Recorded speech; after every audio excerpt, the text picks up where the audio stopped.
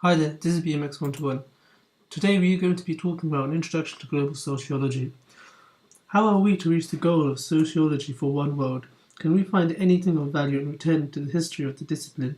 As we have seen, some of the trailblazers of sociology, particularly Karl Marx, Max Weber, and Immanuel Durkheim, were in fact very interested in countries outside of their own.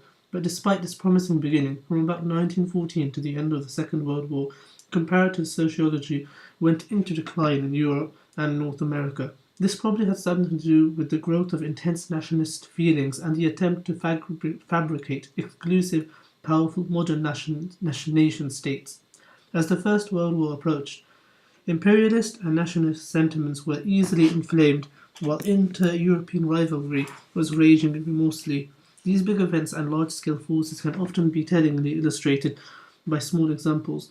Witness the case of the Hamburg Dachshund, the German sausage dog. The British are world renowned for their love for animals. The Royal Society for the Protection of Cruelty to Animals was founded as early as 1824, yet in 1914, as the war approached, Dachshunds were stoned in the streets of London as a living symbol of the hated Hun. The British monarch George V dropped all his German titles and adopted the appellation Windsor, the name of one of his castles. German knights of the Garter were struck off the roll, while grocers with German names were accused of poisoning the public. In this frantic atmosphere, those espousing international causes were derided. Even the international labour movement found itself at the mercy of xenophobic passions.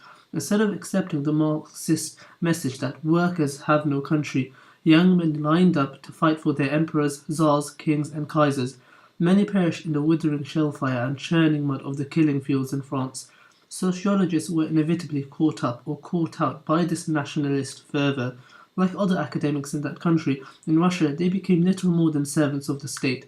Others who were descendants of or members of victimized minority groups left their countries of birth. Prominent Italian, Austrian, and German scholars had to flee from fascism and Nazism to other European countries or to the USA. After the Second World War, these scholars were to play an important role in internationalizing the discipline and made major contributions to the intellectual life of their adopted countries.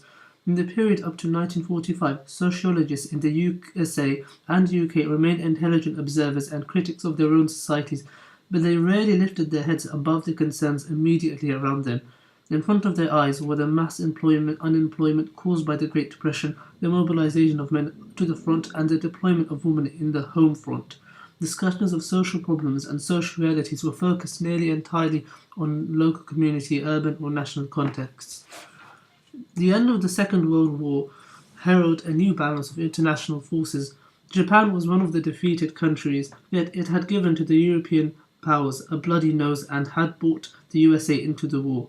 Without Uncle Sam and the atomic bombs the US Air Force dropped on two Japanese cities, it is doubtful that the Japanese armies could have been contained, like other observers. Sociologists asked what accounted for this sudden rise to power. Were there certain elements in the Japanese culture that generated forms of work and military discipline that had propelled the country into the first rank of industrial powers, and could these elements be understood by non-Japanese social scientists? There were two other momentous changes after 1945.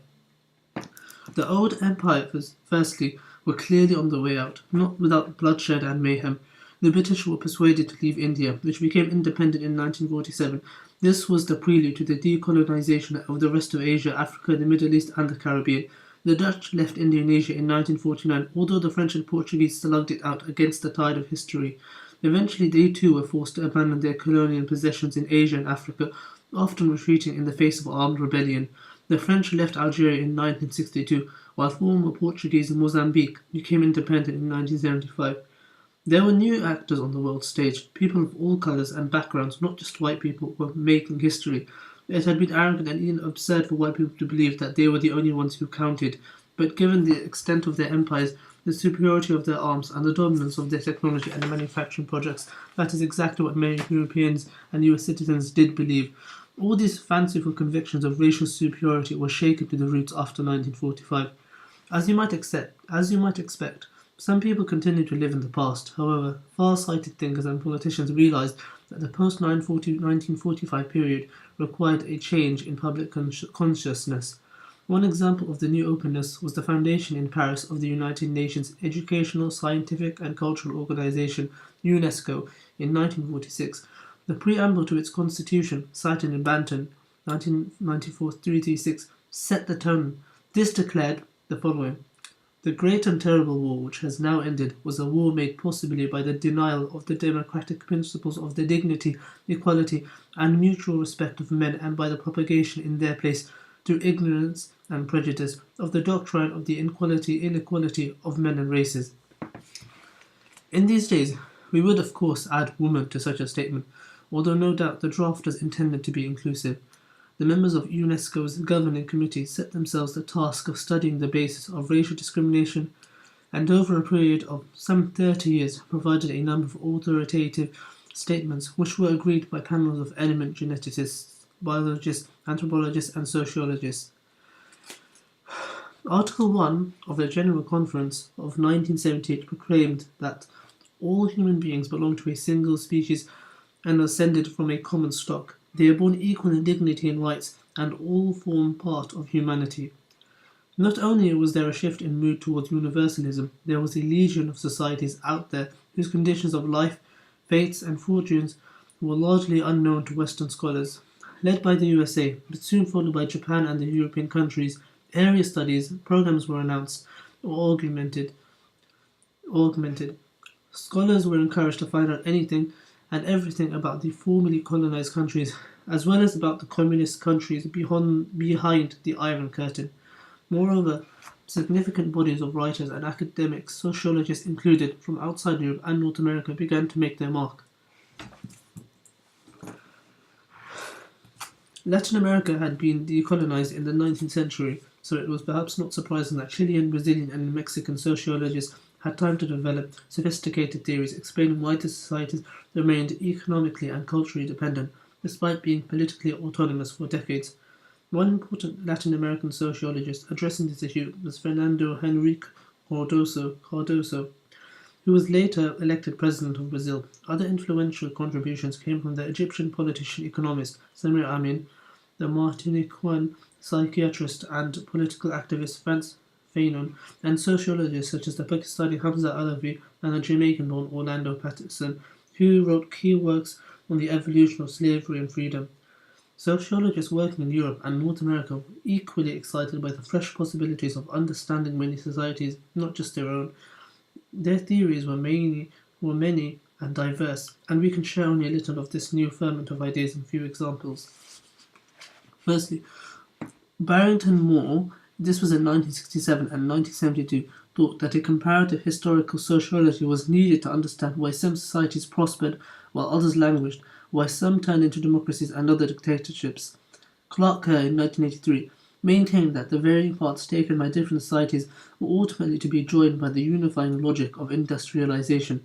Thus, whatever political differences between regimes, convergence arose because economic goals provoked certain common responses. Other US sociologists, like Talcott Parsons in 1971, tended to talk in terms of a wider notion of modernization, which involved the non-Western world catching up with the achievements of the Western world and Japan. Some European sociologists, discussed in Taylor in 1979, returned to Marxist ideas of the successive stages of what Marx called modes of production, e.g., slavery, feudalism, and capitalism, for example. Many of the poor countries, they suggested, were locked in an uneasy middle ground between capitalist and non-capitalist modes of production. The German scholar Andre Günther Frank, 1967-1969, who worked in Chile for a number of years, was very influenced by the theories of dependency and underdevelopment current in Latin American circles. He both popularized their work by writing in English and extended it in new directions. Although the term originated with a French journalist, the English sociologist Peter Worsley, 1967, also drew from writings by Latin Americans, Asians, and Africans to define their distinctive characteristics of the Third World, one that was relatively poor, neither capitalist, non-communist, Western or non-Western. What emerged from the disparate contributions of the Western sociologists was that the path of development or underdevelopment of individual countries could not easily be predicted. As Crow, 1997, argues, in some respects this still holds true. The rich countries usually become richer and some countries collapse into stagnation, poverty and disorder. However, what was less predictable was that the pattern of polarization is unstable and inconsistent. Within the so-called Third World, some countries took off and succeeded in economic terms, while others bumped along at the bottom. You can contrast, for example, the case of Ghana, not, by the way, the poorest country in West Africa, with South Korea. Crow cites data showing that whereas the two countries shared a similar gross national product (GNP) per capita in the 60s, which was about $230, 2 decades later, South Korea was 10 to 12 times more prosperous. Again, there were strong social and cultural contrasts between countries. Some, like Singapore and Japan, appeared seamlessly to adapt the values of Western countries in their own settings, or to effect a novel and creative synthesis between local and imported cultures. Others, including some societies in the Middle East, found that the religious convictions of their populations jarred with the largely secular consumerist culture of the West. Many societies that had historically been characterized by large rural populations and agrarian pursuits now suddenly had bloated urban concentrations. Some suggested that they became dual societies, westernized in urban industrialized areas, yet retaining a strong local identity in the countryside. If we take into account the diversity of the societies previously classified under the rubric Third World and the historical rhythms of fortune and misfortune for all countries, it becomes apparent that classifying countries into different subsections of the globe is a perilous and inexact business. Moreover, as we see later, there is a high level of interpenetration between countries through travel, migration, financial flows, and cultural borrowings, to name a few factors. Sociologists found that it was increasingly difficult to isolate a country and to declare that all people living there comprised a single society. In effect, they could not be sure of the difference between the internal and the external. Wallerstein, in 1974, made perhaps the most daring and important response to this problem. In the opening book of a series of works, he advanced the notion of the modern world system. That was the title, if I'm not wrong.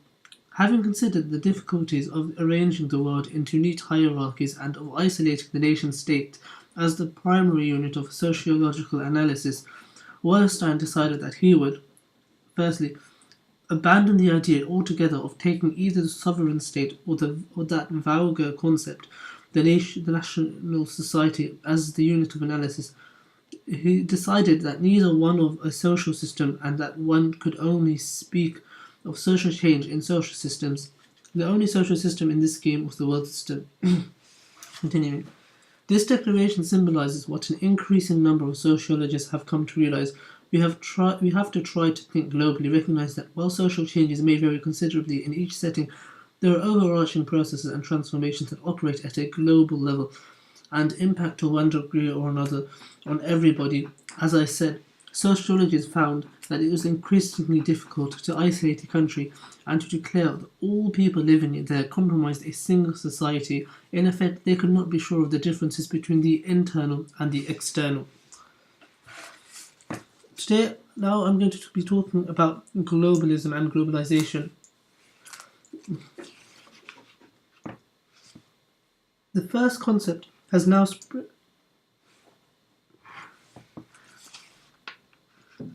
The globalization of social and cultural activities leads to the elaboration and of a second and less well-rehearsed concept, the idea of globalism. Whereas globalization refers to the objective external ties that bind us together, globalism alludes to the subjective personal awareness that many of us share common tastes and interests, and we are all likely to share a common fate. Of course, a good number of people, normally but not only those in poor remote areas, continue to live lives constrained by unawareness, indifference, or a conscious attachment from the world around them. Can you for dinner? Because Abu and what are going to come back. They're not going to cook. They're going to have dinner over there. So Abu, he gave you money. Oh dear. Go